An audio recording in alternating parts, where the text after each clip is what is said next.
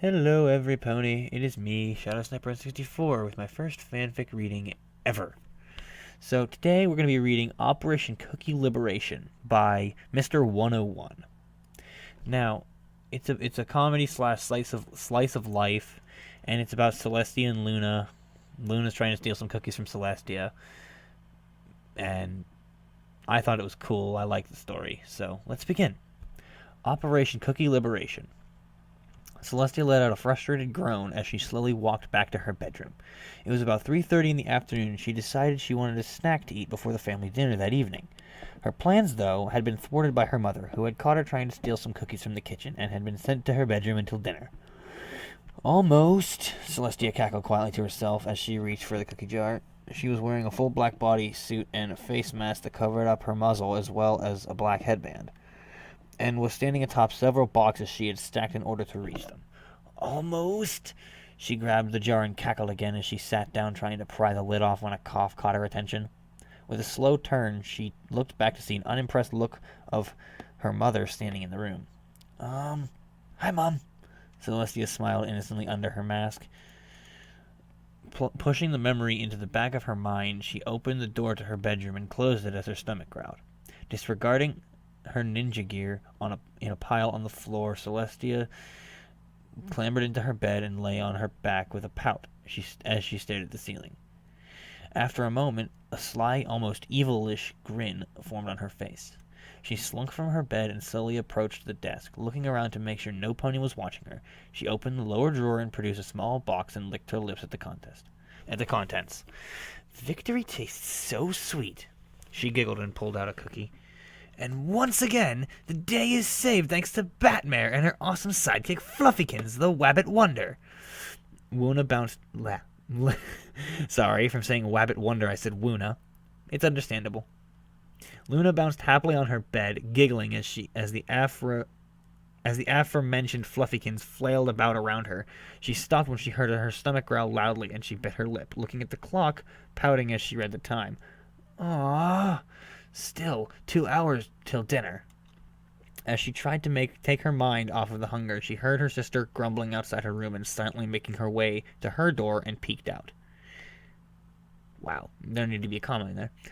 Luna watched as Celestia walked into her room and closed the door. She decided to go see what was wrong with Celestia. With a quick, quiet walk, Luna reached her door and placed an ear to it.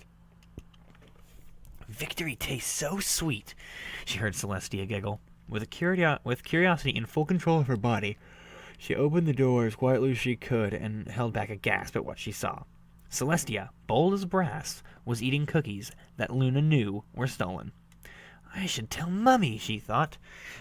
And as silently as she opened the door, Luna closed it and began to head towards the stairs. When she went past her bedroom, her stomach growled loudly again, and she whimpered, softly biting her lip. Looking back at Celestia's door, then into her own bedroom, she saw a little flag she made a couple of months ago, and looked back at her sister's door with a determined look. I should tell Mummy, but I must liberate those poor cookies from the cruel tyranny of Sunbutt, and for the new Woona Republic, she declared with a wave of her hoof. It was time for Operation Cookie Liberation. All right, Fluffykins, Luna started. Today is the day we launch Operation Cookie Liberation. Luna was wearing a light gray bodysuit that had several darker straps wrapped around her legs and body, and a greenish headband wrapped around her head. She looked down at Fluffykins, who was now wearing a small helmet and a little flag.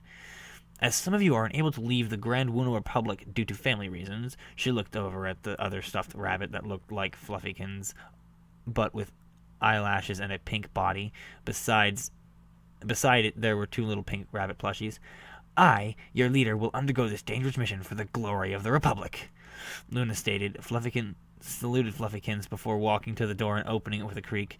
She poked her head out, making sure the coast was clear, before dashing out and pressing her body against the wall. She shuffled along the wall carefully with a determined face, closing the distance to her sister's door. Sorry. Once she had reached the door, she again checked to see if the coast was clear. She tried to open the door with her magic, but Celestia had locked it before Luna had left her room. Grumbling to herself, she peeked through the keyhole and could see that the window in her sister's room was open, ajar, and she grinned. Luna took off like a flash down the hallway towards one of the other windows. She managed to get it open and started to shimmy along the walls of the palace, ignoring the fact that she was on a second-floor ledge. Luna soon came to where her sister's window was and groaned in annoyance, seeing it was now shut. "Oh, come on!" she cried.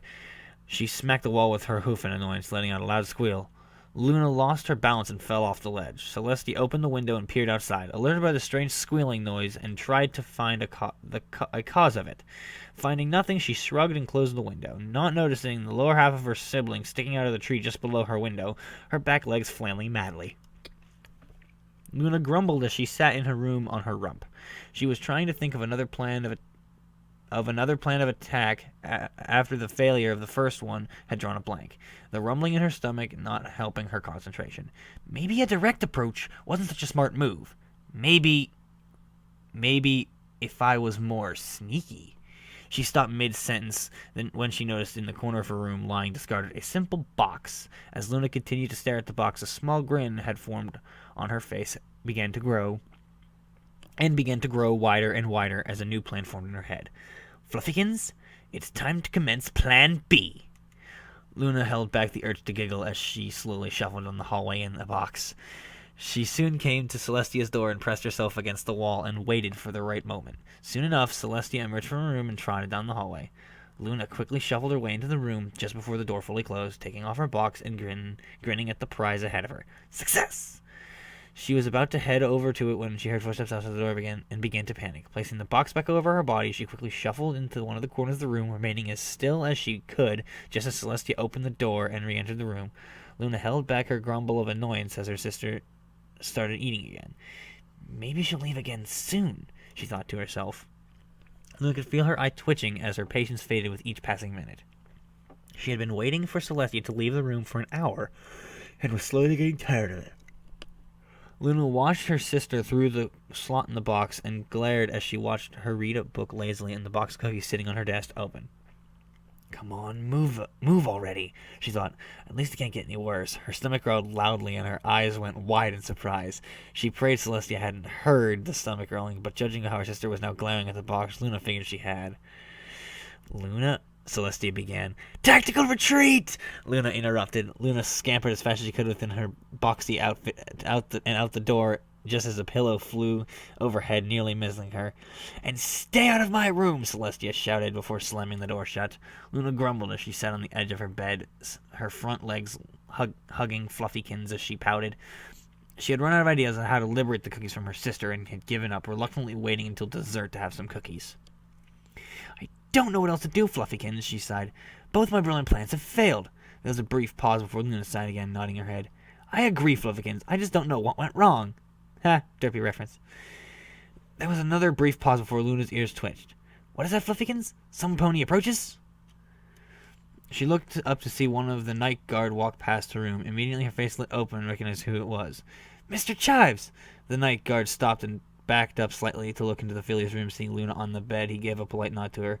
"Yes, Your Highness? I need your assistance," she cackled. The guard blinked for a moment, not liking the evil grin on Luna's face. "With what, Your Highness?" "I want you to liberate Tia's cookies." The guard looked at her with a blank expression and sighed to himself before walking away, having dealt with enough madness for the month. "Mr. Chives," Luna cried. "Fine, I don't need you. I can liberate them all by myself. Right, Fluffykins?" Fluffykins gave no real audible answer as the guard walked away. Luna turned her head away in a huff and spotted something in the corner of her room. Something that she and Celestia had made for each other during one of their games. Slowly another idea came to her mind. She slowly looked from the item to Fluffykins, then back again before she smirked. "Are you thinking what I'm thinking, Fluffykins?" she said. She waited for a moment before slapping her face with a hoof. No. You need to think bigger. Fluffykins, outside the box. Let me tell you my plan. The plan that will end all plans." Luna cackled as she pulled Fluffykins' ear to her mouth and began to whisper her devious plan to him. The hallway was quiet. Not a single sound could be heard. In silence, Luna's door opened and she stepped into the hallway. She was wearing a full black bodysuit with a face mask that left only her eyes, wings, and horn exposed. Dangling from a cloth belt was a long strand of rope as well as a plastic toy sword. She crept her way over to Celestia's door, carefully placing her ear to it, and heard the sounds of Celestia eating still. Just how many does she have? Luna wondered. No matter. They shall all soon be liberated. As soon as she could, she hovered into the air above the door. Steadying herself in the air, she focused all of her energy into Horn as she cast a spell on herself and inhaled deeply. Selly, Luna called out, mimicking her mother's voice perfectly. Can you come to the stairs, please? Luna heard her breathe as she waited to see if Celestia would take the bait. She did. Okay, Mom. Luna heard Celestia moving something about, figuring she was hiding the box of cookies in a drawer before the door opened and Celestia trotted her way out, completely oblivious to the ninja filly flying above her. Luna grinned under her mask and quickly zipped inside as the door closed, deciding it wasn't safe to land on the ground just in case Celestia figured out her plan. She flew over to the chandelier that took up the center of her sister's bedroom and carefully landed on it. As she took the rope off her belt with her magic, she began to hum a little tune to herself, tugging on the rope to make sure it was attached securely to the chandelier. She did the same to her own body and slowly began to descend to the floor using the rope, giggling in between her humming. She stopped descending about halfway between the chandelier and the floor and dangled from it like a giant black spider. Luna flapped her wings, beginning to rock back and forth, getting closer and closer to the desk with each swing. She grabbed onto it and cackled in glee as she slid open the drawer to reveal the box and lifted it out with her magic. Success! She giggled. She was too distracted by her triumph to notice the pink eyes glaring at her, anger filling them with each passing second. Celestia hummed to herself as she headed towards the staircase, curious as why her mother had called her, but had figured out she was apologizing for the cookie incident earlier. As she came to the stairs, with a sudden realization dawned on her. Wait a minute, she muttered. Mom only calls me Tia, not Sally. Only Luna calls me that whenever she's upset about... She trailed off and slowly turned her head back down the corridor towards her room, hearing some pony humming from within her room, recognizing instantly it was her sister. With a nose,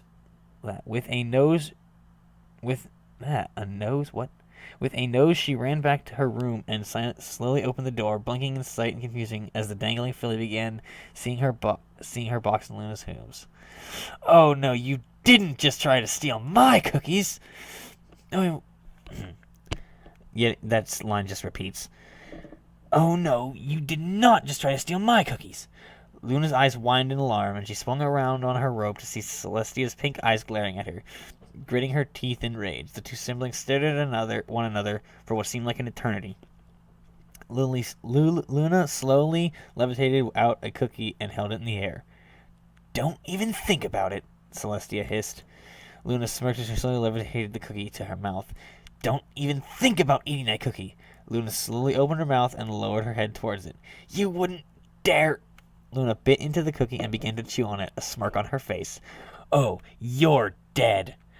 Before Luna could react, Celestia charged at her with a battle cry and tackled the dangling filly. Celestia had expected the rope to snap, but instead, she and Luna began to swing violently and erratically as she clung to Luna, trying to grab the cookie box, forgetting about her magic. Give it back! Celestia cried. No! I'm liberating from you, sunbutt! Luna shot back. What did you call me? You heard me, sunbutt! Well, you're a moonbutt! Am not. Are too! They continued to argue and swing, failing to hear the rope strain until it was too late. They tumbled to the ground as the rope snapped and Luna dropped the box.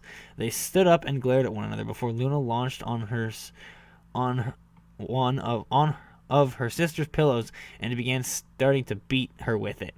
Celestia cried in surprise before retaliating with her own pillow, just as the two engaged in a full-blown pillow fight. They were so engaged in their pillow fight, they failed to notice a pony who had been watching the spectacle sneak into the room quietly, pick up the cookies, and run out of the room. Luna was first to notice when she heard the sound of running hoof steps and a mysterious pony in black run towards the stairs. Hey! That pony has the cookies! Luna cried.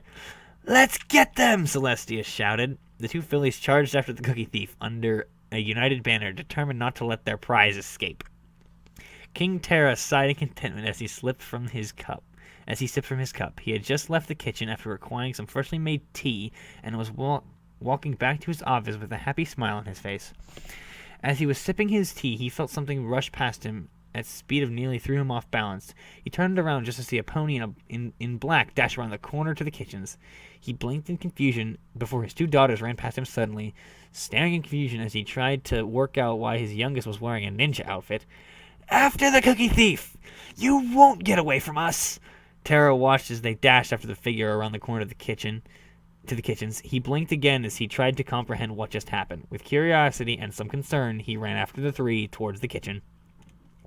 As the figure ran to the kitchen with the fillies in hot pursuit, it quickly levitated the box of cookies back onto a high shelf next to the one Celestia had tried to steal from earlier that day. "You have nowhere to run now," Celestia panted. "Yeah, now surrender our cookies or you—" She stopped in mid-sentence as the masked figure removed her hood, revealing their face to the two. Mom?" Luna squeaked. But, Celestia tried to say. "Why did I take the cookies back?" Adarina asked them. The two fillies nodded. "Well, I knew you had stolen these cookies the other day, Celestia, and I decided to retrieve them personally." Her mother glared at Celestia. Celestia blushed and smiled sheepishly as Luna giggled before her mother turned to glare at her. "And you, young filly, why did you not come and tell me that Celestia had the cookies?" "I was gonna, but I was hungry, and I like cookies." Luna looked down as she softly kicked the floor. "Regardless, you two have no dessert for the next week," Adarina said. "Aww," they both said in unison. "But wait," Luna started. "Why are you dressed like a ninja?" "What? Just because my daughters can doesn't mean I can't?" Adarina grinned. The two fillies giggled as their mother scooped them in a big hug, which they happily returned. "Does that mean we can play ninjas together?" Celestia asked. "Of course, Tia. Now let's go before—" Adarina stopped as her eyes widened in surprise. Luna and Celestia turned around to see what had surprised their mother before they both giggled at who she had seen. Tara stood in the doorway with a large grin on his face as he casually brought his cup of tea to his mouth and took a sip.